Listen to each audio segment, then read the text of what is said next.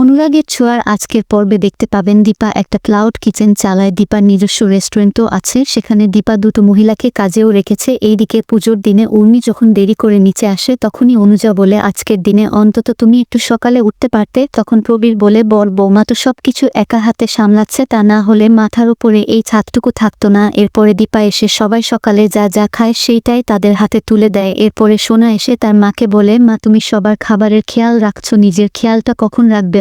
যদিকে আমরা দেখতে পারি রূপা আশ্রমে অনেক অনাথ বাচ্চাদের সঙ্গে থাকে, তারা আজকে দোল উৎসব উপলক্ষে আনন্দ করার জন্য অপেক্ষা করছে। তারা জিজ্ঞেস করে, রায় দিদি কোথায়? এইদিকে সোনাকে যখন বলে তার বাবাকে নিয়ে বেরোতে, তখন সোনা বলে, মা আর কতদিন তুমি এইভাবে ঘরে নিজেকে বন্ধ করে রাখবে? রূপা এইদিকে ঠাকুরের কাছে প্রার্থনা করছে, আমার বাবা মা কেউই তো আমার জন্য আর অপেক্ষা করে না, তবে তুমি দেখো ওরা যেন সবাই ভালো থাকে। আশ্রমে দোল উৎসব উপলক্ষে রূপা একটা সুন্দর নাচ করে, যেটা দেখে সেইখানে উপস্থিত অনেক লোকজন তাকে টাকা পয়সা দেয়। সেই টাকা দিয়ে রূপা বাচ্চাদের সঙ্গে আজকে দোল উৎসব মানাবে। দীপা যখন ঠাকুরের কাছে পুজো দিতে আসে সেই সময় দীপার কাছে আবারও ময়ূরের পালক এসে পড়লে দীপা বুঝতে পারে তার মেয়ে যেখানেই আছে সে ভালো আছে। মন্দির থেকে বেরোতে গিয়ে দীপা পড়ে যাচ্ছিল, সেই সময় একজন ছেলে এসে দীপাকে ধরে ফেলে কথায় কথায়। সেই ছেলেটি বলে যে মায়াপুরের মন্দিরে সে পুজো দিতে যাচ্ছে, সেখানে পুজো দিলে যদি কারোর কিছু হারিয়ে যায় তবে খুঁজে পাওয়া যায়। দীপা সঙ্গে সঙ্গে টাকা বার করে ছেলেটিকে রূপার নামে একটা পুজো দিতে বলে। অন্যদিকে অনুষ্ঠান শেষে যখন একজন ফরেনার রূপার ছবি তুলতে চায় সেই সময় রূপা তাকে সাফ মানা করে দেয়। রূপা বলে, আমি চাই না এই মন্দিরের বাইরে আমাকে কেউ চিনুক। রূপা তাদেরকে জানায়, আমার নিজের বলতে এখানে যারা আছে শুধু তারাই, আর কেউ নেই। তখনই রূপা পুলিশ দেখতে পেলে সেখান থেকে সরে যায়। অন্যদিকে সেই ছেলেটি দীপাকে বলে, এতগুলো টাকা যদি আমি পুজো না দিয়ে নিজের পকেটে ভরে ফেলি? তখন দীপা বলে, আমি জানবো টাকাগুলো আমার মেয়ের কাজে লাগেনি, আমার ছেলের কাজে লেগেছে। তখনই সোনা এসে দীপাকে বলে, বাবা